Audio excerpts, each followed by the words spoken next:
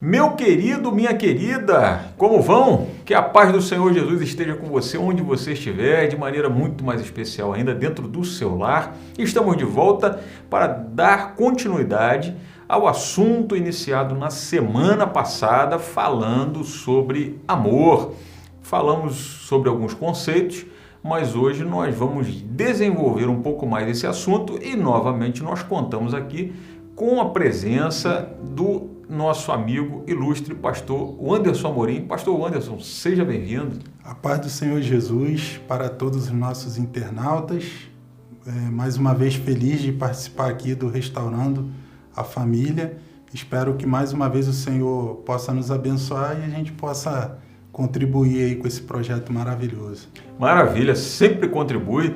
E hoje nós vamos continuar então, pastor Wanderson, falando sobre o casamento, essa história de almas gêmeas, tem que procurar uma pessoa igual para casar, isso é verdade, não é? Como é que funciona esse negócio? Essa questão aí de alma gêmea fica muito no âmbito mais da filosofia, né? Isso nasceu lá na filosofia grega, mas dentro da nossa visão, principalmente a bíblica, não se encaixa muito não, porque o conceito de alma gêmea seria uma busca por uma outra pessoa, pastor, que se identificasse o máximo com aquilo que nós somos, né? Então seria alguém que, dentro das nossas expectativas, ela teria os mesmos gostos, teria os mesmos comportamentos, e a gente vê que na realidade do casamento isso é meio surreal, não é bem por aí, né, que acontece. Então a gente pode dizer que é mais verdade a outra frase que diz que os opostos se atraem. Exatamente. Eita, então vamos lá, nada de Platão, coisa nenhuma. Os opostos se atraem. Tá começando o Restaurando a Família. Eu sei que a família é um projeto de Deus.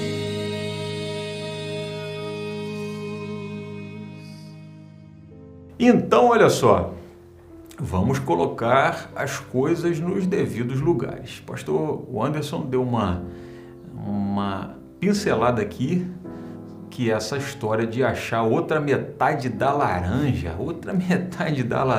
isso não é verdade nunca. A verdade é que existe uma explicação. E nós não vamos entrar nesse detalhe aqui, porque a nossa ideia é falar mais de maneira prática para você, recém-casado, você que casou de Noé para cá, esses recém-casados, é essa turma toda que vai aprendendo aí alguma coisinha com a ajuda de Deus. A gente vai contando aqui com a colaboração do pastor Anderson e a gente vai aprendendo. E a gente vai aprender hoje que, na verdade, os opostos é que se atraem. Isso. E, na verdade, as diferenças do casal, elas tendem a aparecerem ou a começarem a aparecer para eles, né? Porque, assim, às vezes os de fora já viram as diferenças.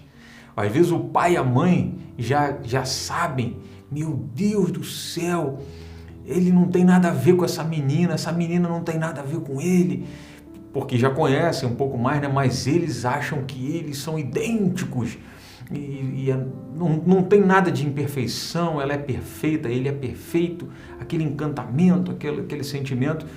Quando casam, aí começam a descobrir que eles são diferentes. Fala, poxa, a vida, pensei que eu estava casando com uma pessoa igual.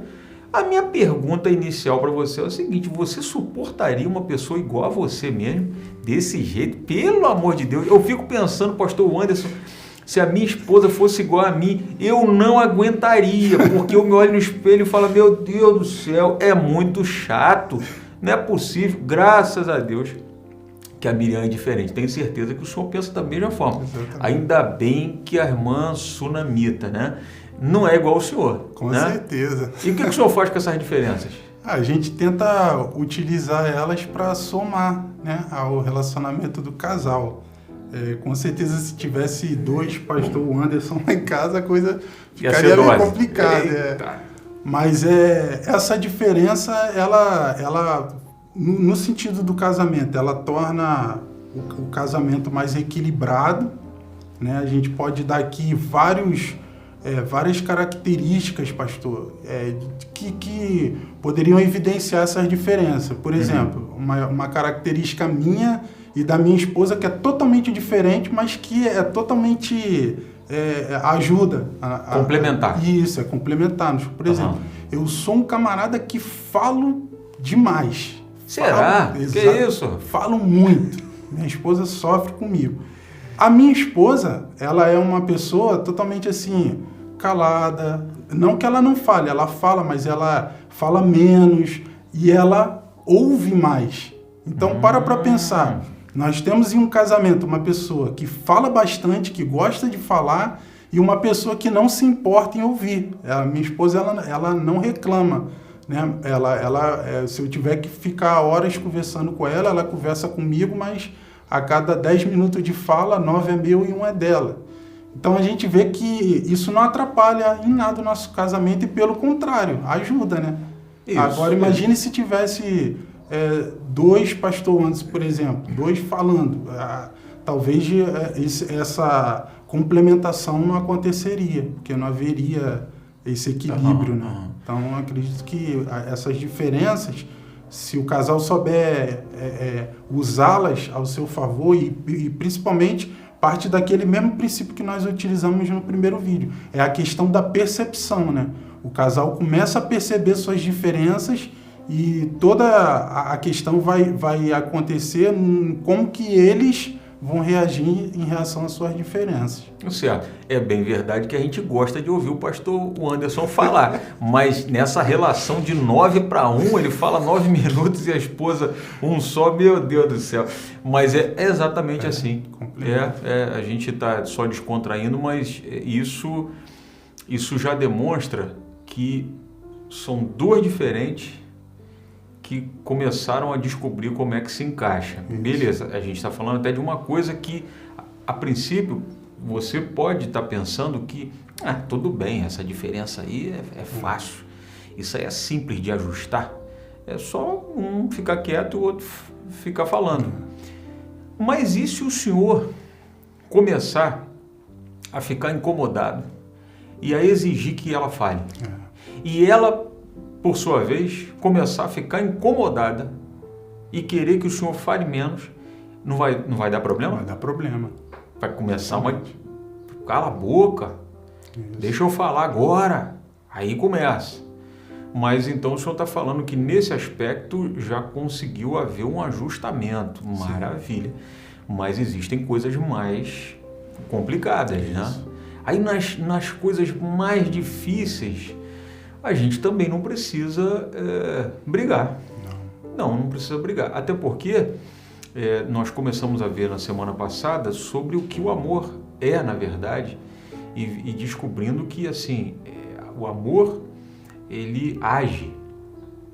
Então, as manifestações desse amor, elas vão surgir exatamente nas situações adversas, quando a gente vê um comportamento, vê uma atitude, e uma coisa que desagrada, que, poxa, eu não sabia que tinha, aí vai entrar em ação tolerância, o perdão, né? Porque você imagina, se os dois não fazem nada que um irrita o outro, não precisa haver tolerância, não precisa haver perdão, né? Não precisa ter paciência.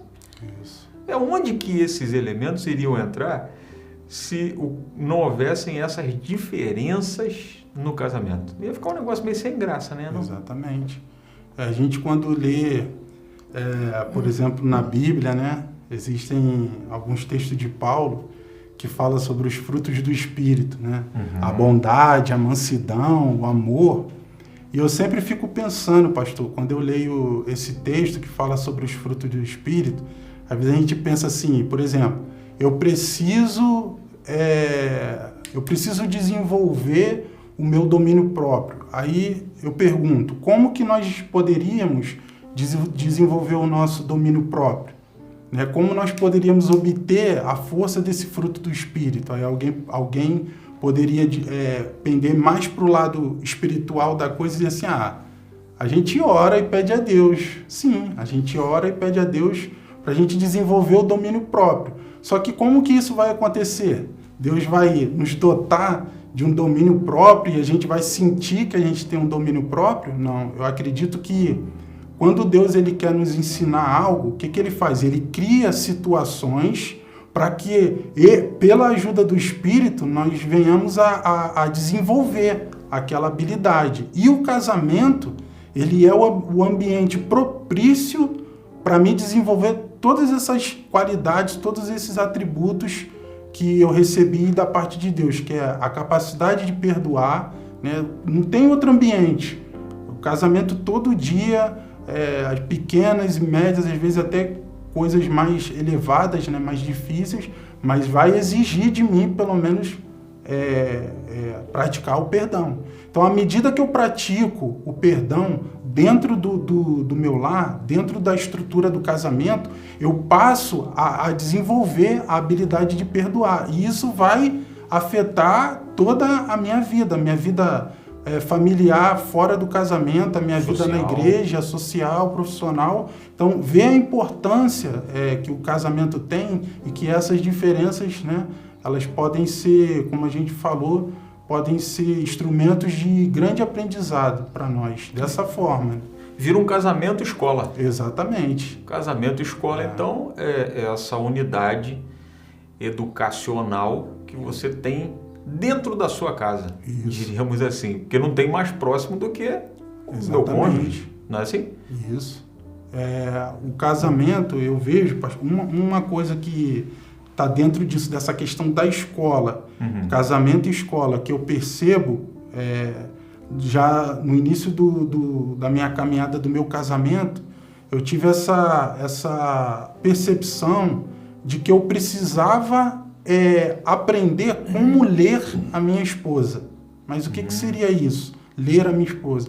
Eu precisava decodificar no comportamento dela as coisas que ela gostava em mim e as coisas que ela não gostava, porque nem tudo o casal aprende somente falando, eu gosto disso, eu gosto daquilo. A vida ela é tão dinâmica, o dia a dia ele é tão dinâmico que existem coisas que você vai descobrir num determinado momento, quando a gente menos espera, a gente descobre que aquilo ali está presente no casamento. Então, eu percebo que como escola, o maior desafio que o casal tem é aprender a linguagem do outro. Eu aprendi isso mais ou menos ali no 3º ou 4º ano do meu casamento, uma lição, que existem formas, pastor, de linguagem.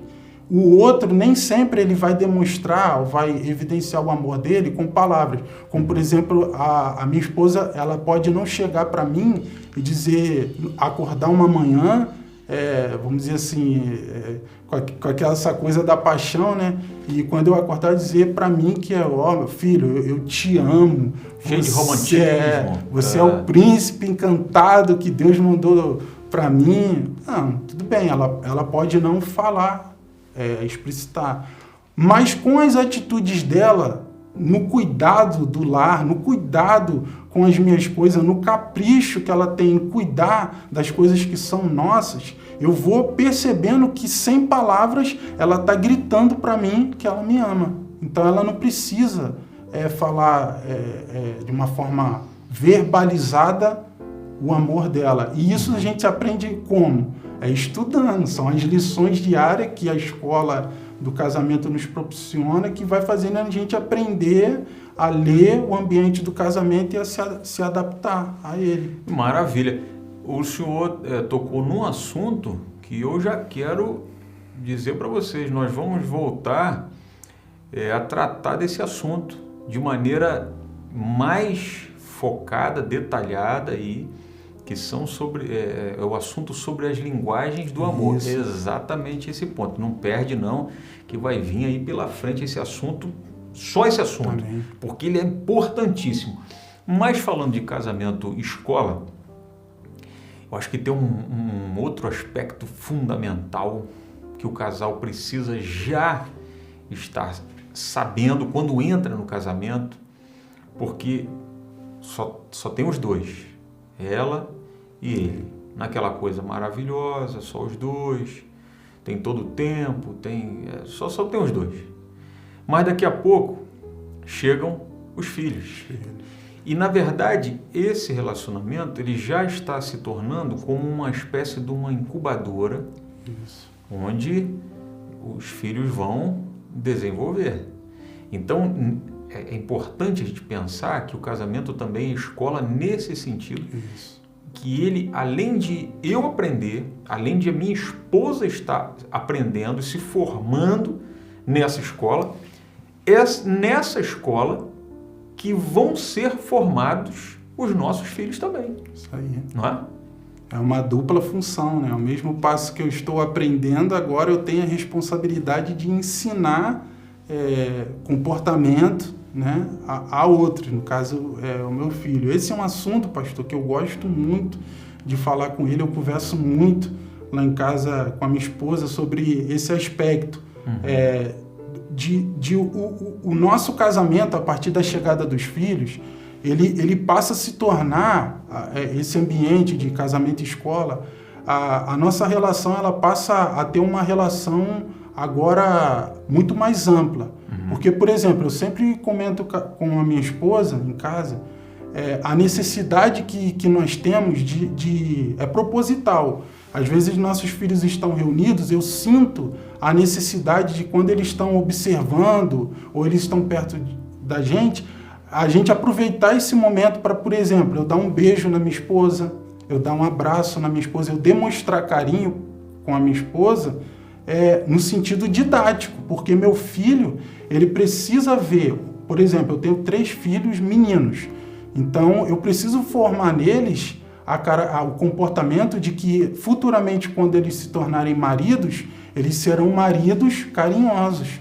Mas eles não aprenderão isso só se eu sentar com eles e ficar dizendo: vocês precisam ser maridos carinhosos. A criança não aprende muito pela questão didática de fala, verbalizar. A criança ela aprende pela questão do exemplo, ela faz uma cópia.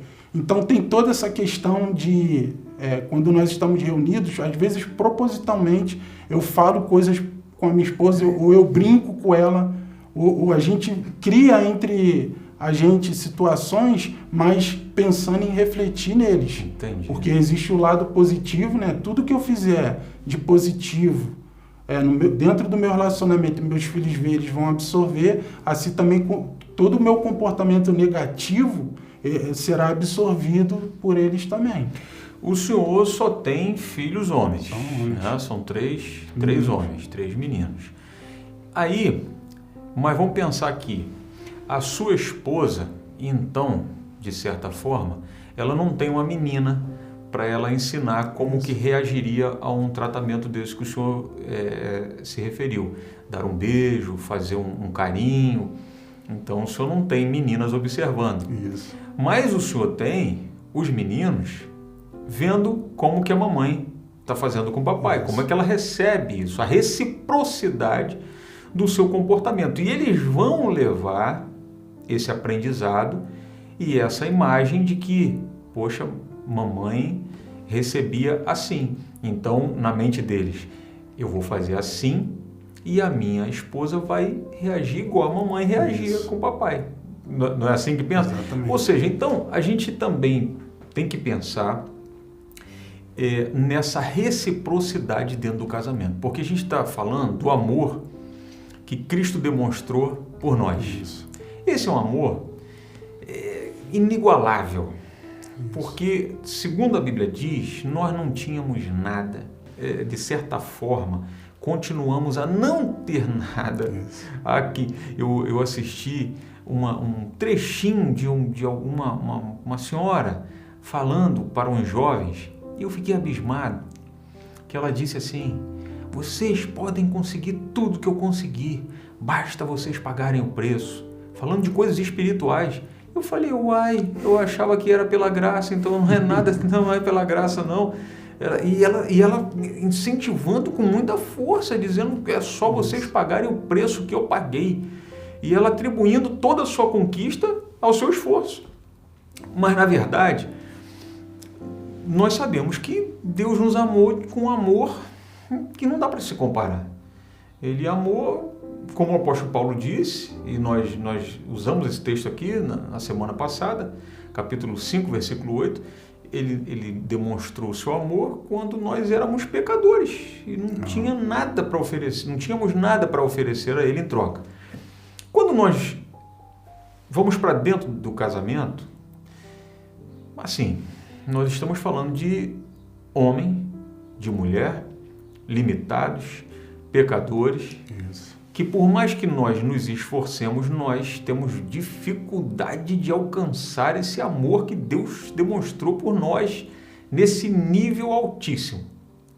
Trocando em miúdos, teria condições, o Senhor sentiria a mesma graça, a mesma satisfação, o mesmo prazer, a mesma vontade de continuar abraçando a sua esposa, beijando a sua esposa, fazendo toda essa demonstração ainda com o intuito de ensinar os filhos, se da parte dela tivesse uma recepção desagradável, falar, para com isso, sem vergonhice, sei lá, coisa do tipo, isso não era para isso não, ou não sei o quê, ou respondesse, para com isso, eu não gosto disso, o senhor ia começar a ficar meio jururu, não ia não? Com certeza. E do contrário também, se ela começa a demonstrar esse carinho, esse tratamento com o senhor e da sua parte começa a ter uma grosseria, uma desconsideração e tudo que ela faz o senhor não leva em consideração, não valoriza e até despreza, uma hora ela pode cansar, não pode não? Pode. Como é que o senhor vê essa questão da reciprocidade dentro do casamento? Isso é uma coisa, é um grande perigo, né? Nós temos que estar muito atentos ao comportamento da nossa companheira, do nosso companheiro para as varoas, porque realmente, pastor, o que alimenta o casamento é exatamente essa questão desse entendimento. O outro recebe a demonstração de amor e ele é recíproco. Ainda que de repente não seja algo que ele vai achar que é uma grande demonstração de amor, mas ele sente que a pessoa está fazendo aquilo ali simplesmente porque quer demonstrar o amor. E realmente, existe a questão do altruísmo, né? Que é você sempre pensar no bem do outro, né? Nós falamos aqui sobre o amor de Cristo, que é esse amor altruísta que não pensa em si, mas que pensa no outro a despeito do outro, do merecimento ou não do outro. Mas realmente o amor, ele é uma atitude, ele é uma habilidade, vamos dizer assim. E essa habilidade, ela pode ser tanto aperfeiçoada, quanto ela pode ser atrofiada também. Em muitos casamentos, às vezes, de ambas as partes, né? Às vezes o casal começa a se acostumar a estar junto e eles nem percebem que entre eles essas demonstrações de amor vão esfriando naturalmente. Isso não é bom. Quando também tem essa situação de às vezes que ele faz uma demonstração de amor, mas ele não recebe uma recíproca. E isso é algo que a longo prazo, se não houver uma mudança, com certeza cria um esfriamento. Por isso, a necessidade que se tem da gente saber identificar qual o tipo de aquele carinho que mais agrada ao outro, né?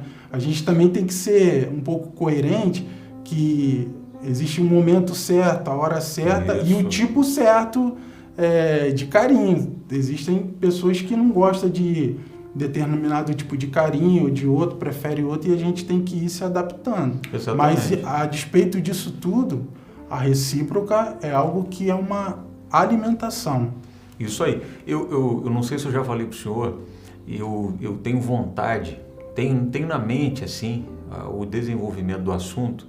Eu gostaria muito de, num casamento, ainda vou ter essa oportunidade, eu usar aquele texto que diz assim, Provérbios, diz assim: a sanguessuga tem 2 filhas, a saber, dá.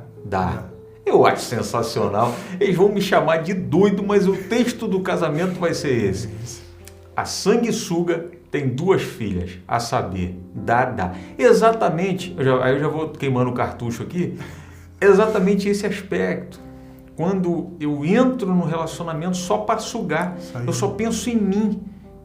E eu estou errado, porque eu entrei no casamento para focar no outro. O apóstolo Paulo chegou a dizer isso, que o solteiro cuida em agradar o Senhor, cuida das coisas do Senhor.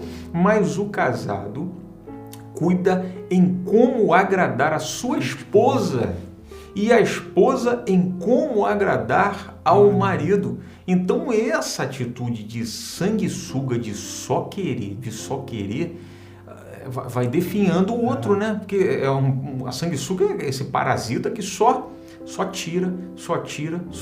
Daqui a pouco vai acabar o sangue, não tem mais nada para sugar. E no relacionamento conjugal, às vezes acontece isso. Uma das partes se esforça, se doa e demonstra amor e perdoa, mas o outro é turrão, intolerante, não perdoa, não faz nada. Isso é perigoso. Então, cuidado, muito cuidado com isso, porque nós estamos falando das 2 dimensões. O amor de Deus, aqui o casamento tem que ser comparado e nós precisamos nos esforçar para olhar os defeitos, as diferenças, aquilo que falta no outro e tolerar, e perdoar, e suportar, sim, mas isso é uma reciprocidade e você não pode perder isso de foco, não, porque isso dá problema em muitos casamentos. Em muitos casamentos a gente vê isso virar o problema. Vira o problema. Isso. O problema.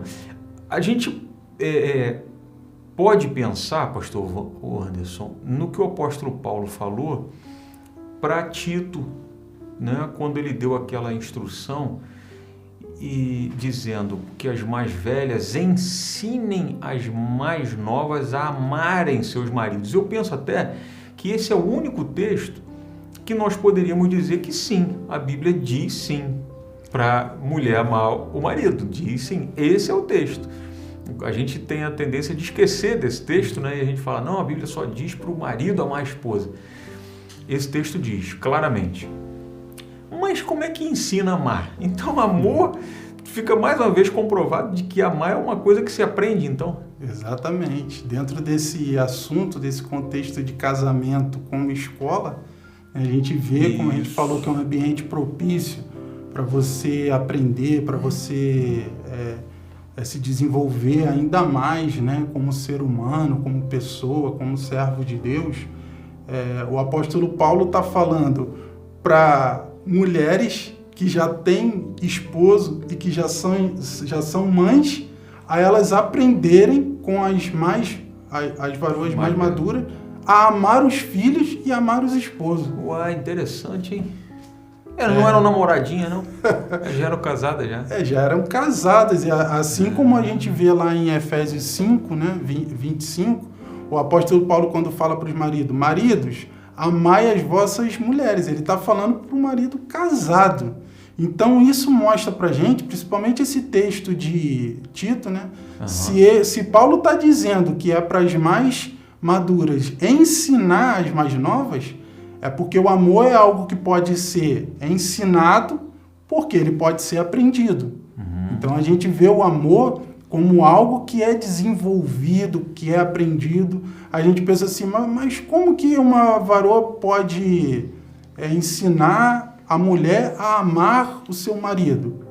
Mostrando para ela, de uma forma bem prática, como que ela pode cuidar do seu marido dessa forma que ela estará automaticamente demonstrando amor, né? O amor tem muito a ver com o cuidado. E dos filhos? Eu posso dizer, pastor, que eu amo os meus filhos e que eu preciso aprender a amá-los da seguinte forma. Por exemplo, na questão da disciplina, existem pais que eles chegam ao ponto de achar, deles levar o amor nessa questão mais do sentimentalismo, da emoção, a ponto de falar assim, não, eu tenho dificuldade, eu não tenho coragem nem de dar um tapa. Às vezes eu dou um tapa, eu sinto até uma facada no coração. Dói o coração. Esse negócio.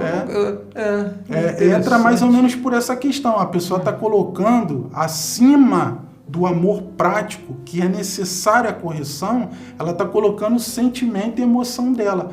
Por que faz mal para ela dar uma palmada no filho? Ela acha que ela se sente mal, e por ela se sentir mal, ou seja, uma emoção, ela deixa de praticar aquilo que faz parte da esfera do amor, que é corrigir a criança, conforme segundo até a palavra de Deus ensina. Então, existiria ali uma varoa que iria ensinar essa varoa como lidar com as questões que dizem respeito aos filhos. Então, se tem como aprender a amar filho, se tem como aprender a amar esposa, aí a gente realmente vê que o casamento é uma escola, né? Que na escola se aprende e é o lugar propício para isso, para se aprender. E eu estou lembrando aqui, pastor Anderson, que o Senhor falou algumas vezes. O Senhor disse assim, casou, foi orientado, foi escolhido por Deus ou não, ou foram os dois que se escolheram, o Senhor disse, tem que dar certo. Não é sensacional? Então se encaixa com o que o Senhor acabou de dizer. Ou seja, o amor, eu casei, agora não é opcional, né? Não. Isso, como é que na faculdade tem as disciplinas opcionais, eletivas? Você que elege qual que você vai fazer. Não, essa não. Amar ela é a disciplina principal do curso, né, do casamento, é o amor. Sem ele, ninguém conclui a faculdade do casamento, sem o amor. Então, vê se então a gente não pode chegar à conclusão de que, assim, que história é essa de dizer, pastor, o amor acabou. Mas como o amor acabou? Né? Acabou o quê? Acabou a disposição, acabou a vontade, acabou a sua responsabilidade, o seu compromisso que você estabeleceu de amar. Isso. É uma coisa renovada todos os dias, porque como o outro é diferente, meu querido e minha querida, não pensa você que quando você fizer 20, 30, 40 anos de casados, acabou. No sentido de que, já sei tudo, já aprendi tudo, não tenho que tolerar mais nada, o outro já está do meu jeito, eu já estou do jeito dele. Não é assim. E eu digo para o senhor, porque o senhor tem 11 anos e 10 meses, guardei 11 anos e 10 meses. Eu já passei dos 20. E não, amigo, que é isso? É todo dia. Eu todo dia apronto com a dona Miriam. Eita, se ela não me perdoasse, se ela não me tolerasse. E vice-versa, porque a gente acaba descobrindo que, assim, casamos com alguém diferente, muito diferente de nós, e casamos com alguém que não é perfeito, não é perfeita, por mais que eu diga para ela, meu amor, você é sensacional, você é perfeita. Ainda bem que quando eu chego para fazer alguma observação, eu falo, minha querida, isso assim assado, tá bom não. Ainda bem que ela não vira para mim e fala assim, oi, você não disse que eu era sensacional, 100%? Então, que história é essa?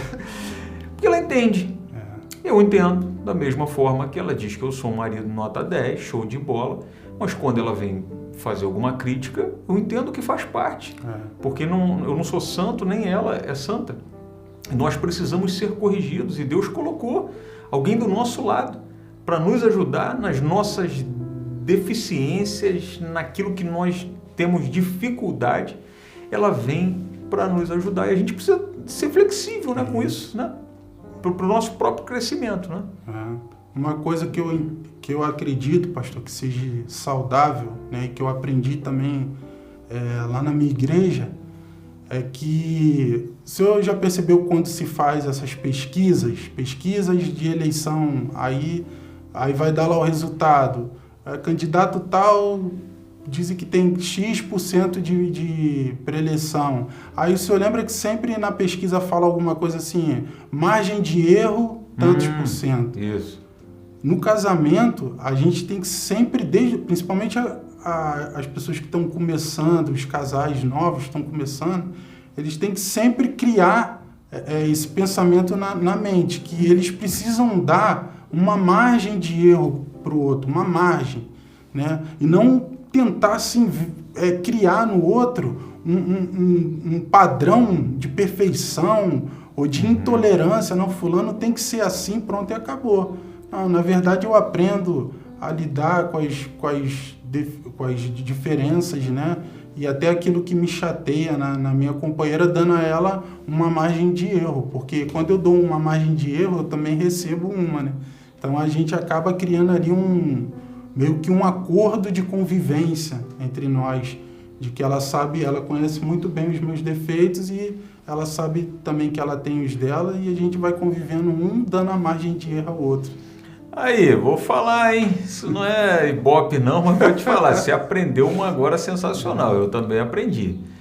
Margem de erro. O pastor Valdir, ele usava uma expressão um pouco diferente, talvez para falar do mesmo assunto, que ele dizia assim: poxa, você cria um cercadinho muito apertado para o outro, ele não consegue nem se mexer, dá espaço para o outro. É mais ou menos isso. Então, assim, flexibilidade. Até porque quando a gente faz isso, a gente não está pensando que o outro pode criar para nós também. Isso. Um cercadinho apertado e dizer: meu querido, a sua margem de erro é zero. Sem chance. Poxa, é ruim, né? Quem gosta disso? Reciprocidade, novamente, a gente volta nesse ponto. Então, assim, aí volta no que Jesus falou: trata o outro da maneira que você gostaria de ser tratado. Essa é uma lei áurea, para todos os relacionamentos, a começar no casamento. Um desses escritores bons aí sobre relacionamento conjugal, ele disse que numa palestra ele encerrou dizendo assim: amanhã eu vou ensinar os maridos como fazerem a sua esposa te tratar como um rei. Aí ele disse que no outro dia estava lotado, e os homens assim arregalados, com os olhos brilhando. Opa, vamos aprender hoje. Hoje eu aprendo a botar ela na linha, vai me tratar como rei. Aí ele disse que começou a palestra dizendo: eu quero dizer para vocês que se você quer ser tratado como um rei, o único caminho é você começar a tratar a sua esposa como uma verdadeira rainha.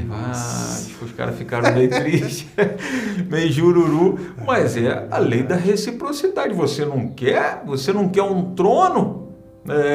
Não é para outra coisa, é para ser tratado com respeito, com honra, com carinho. Meu querido, sendo o cabeça, você tem que começar a fazer, não exigir. Primeira coisa. Mas vamos encerrar, pastor Wanderson, vamos voltar no ponto que o senhor falou. O senhor disse que, o senhor deu um exemplo de uma diferença que existe entre o senhor e a sua esposa. O senhor gosta de falar, se bem que se a gente for computar aqui, eu acho que eu falei mais do que o senhor. Isso não é justo, porque vai quebrar a sua tese, aí não vai ser legal. Mas o senhor disse que o senhor fala mais. Isso. E a sua esposa ouve mais. Isso, né? Isso tem funcionado. Isso. Que bom que ela gosta de lhe ouvir. Isso. E vocês começaram então a ajustar, né, essa diferença entre vocês dois. Mas existem outras diferenças. Por exemplo, o marido é tímido. Camarada, né, escabriado, todo envergonhado, não gosta de aparecer em público, e a esposa é toda eufórica, tem facilidade de falar, de expor. Isso pode ser um problema entre o casal? De certa forma, isso pode ser uma bênção, né? Se fosse o contrário, também, né? Todo esse tipo de manifestações, porque ajuda. Um marido que é tímido, eu vou colocar em termos assim, uma pessoa que não gosta assim, muito de eventos sociais como festa, está acostumado a se deixar, só quer ficar em casa, e o camarada tem uma esposa que já é o contrário, adora uma festa, adora estar envolvido com pessoas. Eu acredito que no decorrer do tempo, essa característica dessa esposa pode contribuir para esse marido a desenvolver uma facilidade maior em lidar no social, lidar com as pessoas. Porque ele vai acabando se envolver em situações em que ele vai estar rodeado de pessoas, ele vai se confrontar com a dificuldade que ele tem por ser tímido, e aí, quem sabe, ele não vai desenvolver ali uma capacidade até de saber socializar melhor. Isso aí, se a gente for ampliar, né, a questão, por exemplo, a minha esposa ela é muito organizada, nas coisas de casa, sabe onde está tudo. Eu já não sou tanto, né? Mas por ela ser uma pessoa organizada, eu percebo que eu já tenho um cuidado maior em também me organizar dentro de casa. Então a gente pode perceber, pastor, que essas diferenças acabam, aquela questão, acabam complementando e contribuindo um com o outro. A gente pode aproveitar e fazer uma pesquisa. Tem algum marido organizado aí ouvindo? Fala sério, no geral é tudo desorganizado mesmo, todos eles. Vou te falar, não, mas tem marido que é perfeccionista. Tem marido que é perfeccionista e a esposa já não é tão ligada assim a detalhes, ela é mais objetiva. E isso às vezes dá problema, né? Dá problema. Um problema que dá é ele começar a querer criticar o trabalho dela dentro de casa. Por exemplo, ela varreu uma casa, aí ele tá olhando lá no cantinho, aí ele... aí ele... Daqui a pouco ele tá criticando, então ele pega uma vassoura, vai lá, varre de novo, ela fala, o que é isso? Você não está considerando o trabalho que eu fiz? Não está bem feito? Aí começa. Isso. Mas tem uma maneira, ele pode encontrar uma maneira de ajudar a sua esposa. De repente, numa lavagem de roupa ou numa secagem de louça. Isso. De repente ela não seca a louça direito, ou não lava a louça direito. E ele pega assim e fala, meu Deus. E ele veio de repente de uma família toda cheia de nhenhenhé, aprendeu os detalhezinhos, sequinho, bonitinho. Aí... ele começa a criticar, aí vai dar problema. Isso. Principalmente quando ele criticar lembrando da casa dele. Não, porque lá minha mãe fazia assim, não, meu pai... aí começa a dar problema, né? Isso aí dá problema mesmo. Sempre trazer essa comparação, né? Não, mas minha mãe fazia assim, eu aprendi assim, e são um encontro de dois mundos, né? Diferentes. Mas como nós falamos, pastor, o amor ele se aprende, né? E ele se manifesta de diversas formas.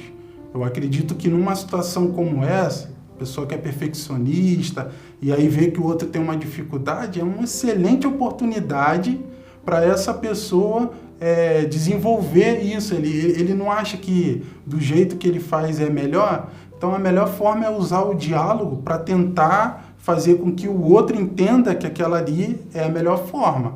Caso o outro não aprenda, aí...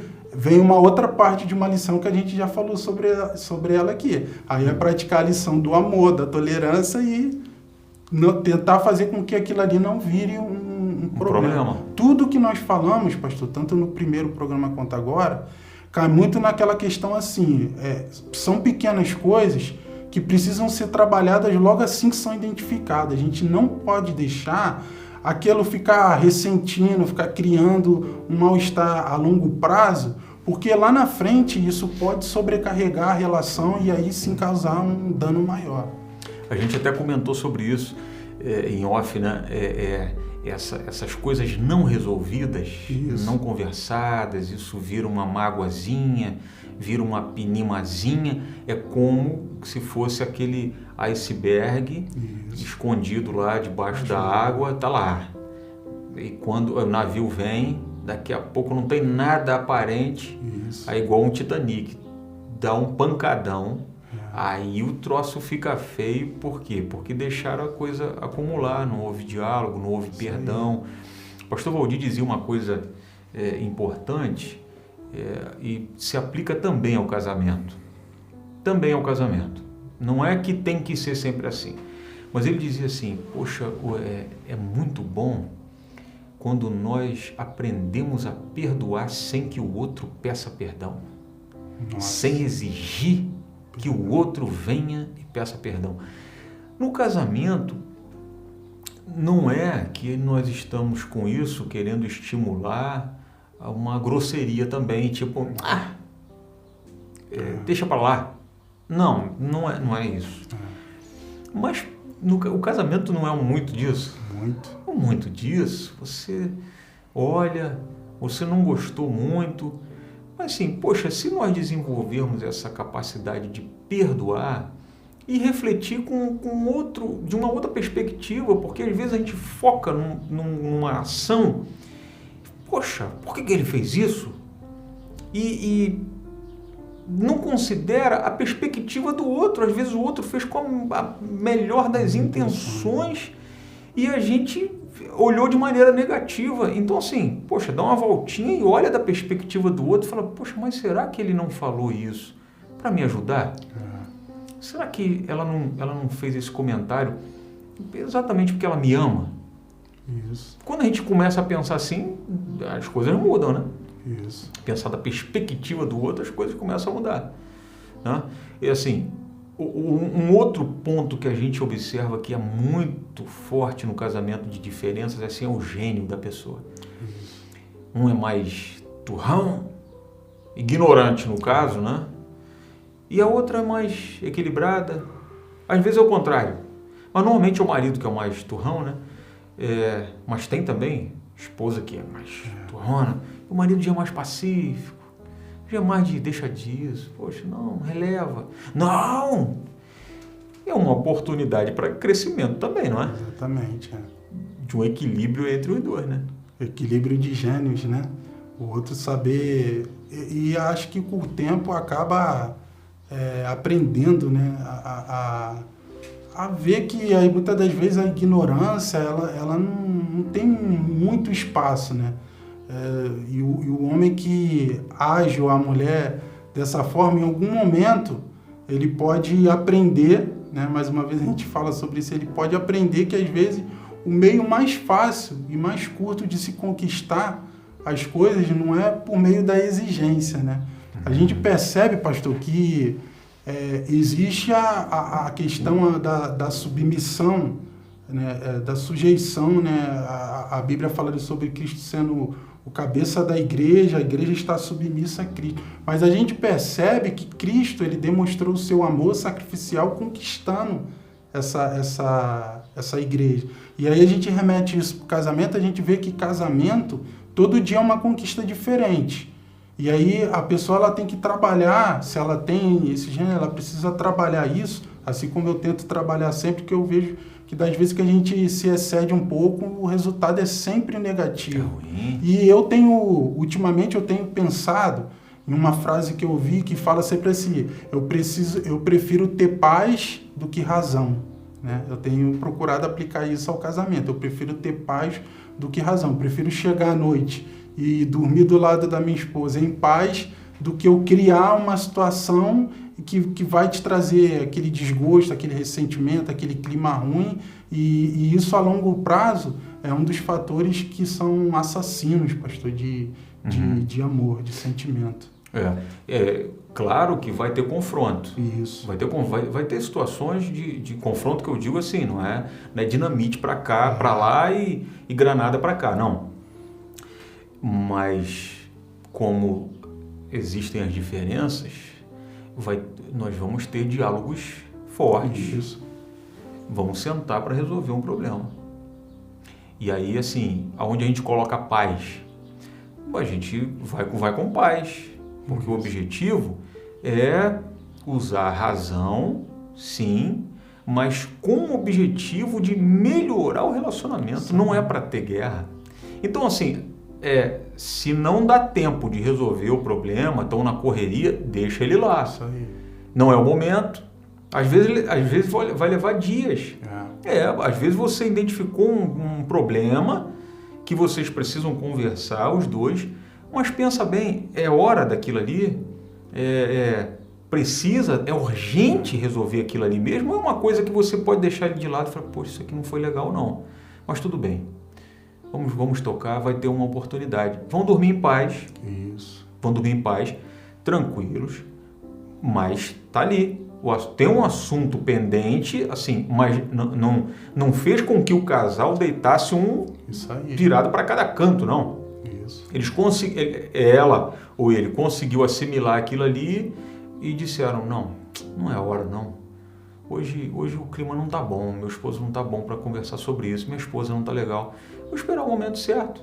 De repente eu vou sair, a gente vai sair, vai ter uma saída aí, e no caminho eu converso. Vai ser um momento propício, que dá para eu iniciar e terminar o assunto e ficar tudo tranquilo, tudo resolvido, nós chegarmos a um consenso. Então, assim, infelizmente já terminando, que o assunto é bom, rende, a gente não quer voltar semana que vem nesse assunto, a gente quer dar continuidade aí, porque serão sempre assuntos importantes, relevantes, que são assuntos necessários para todo casal, E nós queremos então terminar, pastor Anderson, deixando uma palavra aí para a turma recém-casada agora. O senhor contou aí que assim, o senhor deu um exemplo, que o senhor tem dificuldade de encontrar as coisas, né? O senhor falou aqui no diálogo que às vezes o senhor perde o celular direto, assim, dentro de casa, em cima da prateleira e tal. Aí a sua esposa precisa vir de lá, por mais que ela já deu a geolocalização para o senhor, mas o senhor não acha de jeito nenhum. Fala, não estou vendo, eu estou aqui em frente à prateleira, mas não estou achando. Meu amor, tá aí. Aí imagina se ela vem e pega o celular, o objeto, entrega na sua mão e fala, seu cego! E aí começa, né? Aí, mas não seria mais interessante, a frase que eu não esqueço, anotei aqui, eu li em algum lugar, e eu anotei aqui, é bem melhor dar risada diante das diferenças que há entre nós do que discutir sobre elas. Aí a irmã Sunamita de repente chegaria na sua frente e começaria a rir, falaria assim, meu amor, como que você é cego, né? Ou seja, ela te chamou de cego, mas na classe, de um jeito que a reação vai ser dar um beijo nela.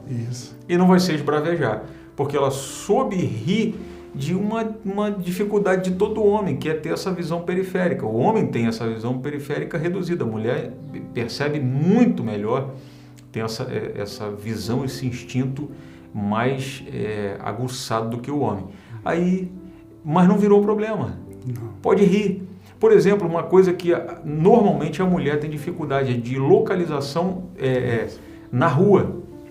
Normalmente a mulher não sabe para onde é que está indo, assim, a rua tal tá para lá, tá para cá, e ela tem mais dificuldade de guardar um endereço normalmente. Não é que estou falando que assim no geral, mas existem casos de mulheres que têm essa habilidade também, mas no geral. Aí o camarada na rua, a mulher não sabe, pergunta, ué, a rua tal tá para onde, tá para lá, o camarada já vai se aborrecer, já vai xingar, fala, poxa, sua burra, que isso?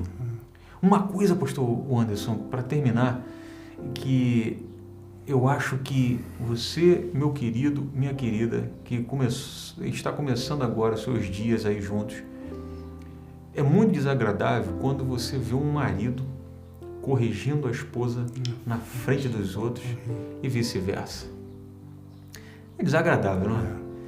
Eu quando vejo isso, normalmente quando são membros da igreja, gente próxima, eu espero a oportunidade, volto lá, guardo aquilo e depois chamo em particular e dou a instrução correta. Faz isso não. E, ué, fulana, que é isso? Você falou errado. Ô ciclano, ô fulano, não é assim não, que é isso? E alguns chegam até esse ponto de chamar de seu burro. Meu Deus do céu, acho que nós já falamos no Restaurando a Família que isso são expressões que não podem estar na nossa boca em relação à nossa esposa, nossos filhos e para ninguém, gente, para ninguém. São expressões impróprias para estar na boca de um servo de Deus, de uma pessoa educada, digna. Não fica legal. Então, assim, deixando essa dica aí, e o senhor faz o seu último comentário, deixa aquilo que o senhor gostaria de deixar como dica, como recado para os casais que estão começando agora, aquilo que o senhor acha que vai ser útil dentro desse assunto que nós estamos falando, fica à vontade. Então, eu gostaria de agradecer, né, a oportunidade e dizer que estar aqui para mim foi muito bom, porque eu tive que aguçar a minha reflexão sobre o meu casamento, né, e isso me fez refletir, né, a caminhada ainda é longa, ainda tem muita lição pela frente, mas até aqui eu digo que eu estou gostando muito, pastor. Me sinto um homem muito realizado e muito feliz pela esposa que Deus me concedeu, né? Uma bênção na minha vida, não seria nada sem ela, ela me completa. E a dica que eu deixo para os novos, né, é essa que você vai sempre aprender e que a gente tem que sempre colocar isso em mente. O casamento não é casamento é 2. Eu com 10 anos de casado, pastor, um dia eu tive uma atitude que eu aprendi uma lição com a minha esposa com uma pergunta que ela me fez. Eu estava saindo para trabalhar, na correria do dia a dia, e eu vi que tinha louça na pia. De vez em quando eu sempre faço, né, uma coisinha ou outra, e naquele dia me deu vontade, eu fui lá e lavei a louça. Falei, poxa, minha esposa está na rua, vou lavar a louça para quando ela chegar tá tudo... Eu lavei a louça e eu mandei uma mensagem, eu tirei foto da pia limpinha, né? Nossa mania de... Tirei foto da pia limpinha e mandei uma mensagem para ela assim, filha, lavei a louça para você. E aí a minha esposa, ela retornou, só me perguntou assim, para mim? Eu só fui ver a resposta dela quando eu já estava na condução indo para o trabalho. Eita. Nossa, esse para mim me fez repensar tanta coisa, né? Realmente, para mim, não, para nós. Então, o casamento nada é para mim, tudo é para nós, né?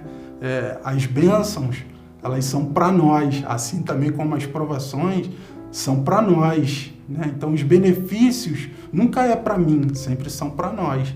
Então, eu acho que é uma dica de uma reflexão que todo casal deve sempre fazer. Será que você está vivendo um casamento para mim ou um casamento para nós, né? E que o nosso Deus continue aí nos abençoando. Espero estar sempre aqui, completar 20, 30, 40 anos de casamento feliz e dizer para minha companheira aí, a irmã Sunamita, que eu te amo muito, filha. Obrigado por me aturar aí esses 11 anos e 10 meses. Maravilha, que isso, hein? Muito bom, muito bom. Um fechamento aí, pastor Anderson, com a palavra extremamente relevante. É proibido. No casamento essa história é meu. É meu, não é tudo é nosso. E realmente fica aí para nossa reflexão. Boa experiência que o pastor Anderson deixa aqui para nossa reflexão. Muito bom, não vou repetir. Você volta, assiste de novo aí. Pastor Anderson, muito obrigado, uma grande honra o senhor ter aceitado esse convite para fazer essa abertura. O senhor está iniciando aí com esses 2 episódios, abertura de uma temporada, que o fechamento, permitindo o senhor, também é surpresa quem estará aqui, mas será de bênção. E espero que o senhor também continue assistindo. Amém. E orando, né? Pelos colegas que vão estar aqui nas próximas semanas, que o Senhor nos abençoe e que seja de edificação para mim, para o Senhor e para tantos quantos vierem a assistir, né? Daqui a 1 ano, daqui a 2, como o Senhor diz, daqui a 20 anos vai ter gente assistindo. E que o Senhor coloque graça, unção e que sirva de edificação essas palavras para a sua vida, para o seu relacionamento, para o seu casamento. E eu considero que isso é um presente que Deus está nos dando, principalmente a você recém-casado, de receber essas instruções da palavra de Deus dessa maneira, que na nossa época não tinha, porque na verdade na minha época, quando eu casei, ainda não tinha praticamente nem internet, então já era bem mais difícil. Dependia de ouvir alguém mesmo no meu ouvido falando alguma coisa, dando alguma instrução. Vocês já estão com uma bênção muito grande. Que Deus te abençoe e não se esqueça que a minha, a sua, a nossa família é um projeto que nasceu no coração de Deus e que Ele te abençoe em nome de Jesus. Eu sei que